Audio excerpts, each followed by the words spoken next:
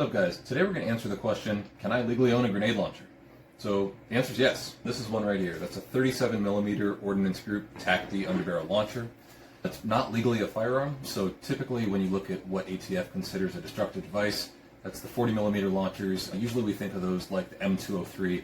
So think of Tony Montana from Scarface when he says, "Say hello to my little friend." That's the underbarrel launcher that you see. So visually, this one here is going to look similar. We're going to go through this platform today. But this one actually is not considered a destructive device by the ATF, as long as you're only using it for your flashbang rounds, your fireworks, your smoke rounds, concussion, anything like that. Just something that's not anti-personnel. The ones that ATF does consider a destructive device are anything in that anti-personnel category, so things like beanbag rounds, shotgun-style rounds, anything like that. So one of the things we'll talk through today, there is a pretty big variation in the ammo that's available out there and the quality. Some of the rounds are great, some aren't. So my recommendation is get one of everything. Try out a bunch of different rounds. We'll talk through a couple of the manufacturers today. So yeah, we're looking forward to going through the platform here, firing off a couple rounds in both day and night scenarios, and hope you guys enjoy. Thanks. All right, so here's our launcher. It can really be mounted on any kind of quad rail. It's got a really nice, easy to attach rail mount that you'll see here when I zoom in, right where it says Ordnance Group. Today we have it mounted on the XM42 backpack mounted flamethrower. So a lot of fun to combine these two, and typically if you're in a place where you can use one, you can probably use the other. I found that this mount is really solid, no issues at all with it shaking loose, which is nice. So even having put a bunch of these rounds downrange, I've been really happy with that. Now you can see I press this button here. I can go ahead and open to go ahead and load one of those rounds in. Go ahead and slide it down. Really nice, easy open and close, and yeah, no mechanical issues at all so far.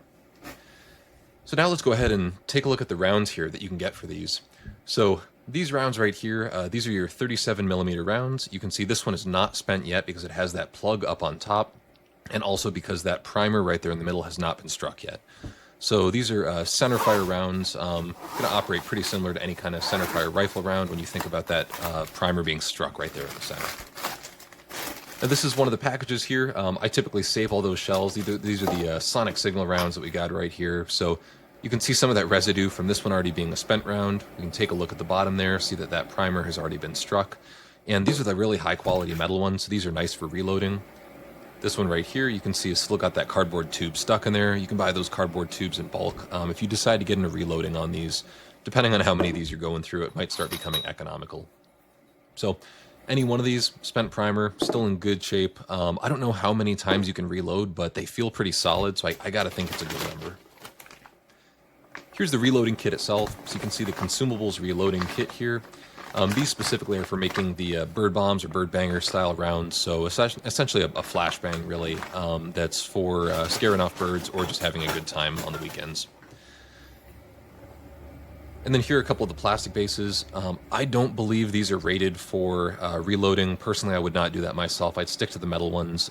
Maybe just buy 1 or 2 packs of those metal ones and use those if you decide to get into reloading.